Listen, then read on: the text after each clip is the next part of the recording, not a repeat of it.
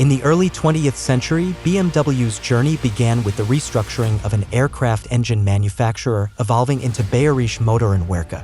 Post-World War I restrictions shifted their focus to motorcycles. In 1928, BMW entered the automotive arena, acquiring Fahrzeugfabrik Eisenach.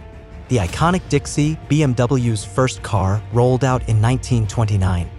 Since then, BMW has become synonymous with luxury and precision engineering, evolving into a global automotive powerhouse.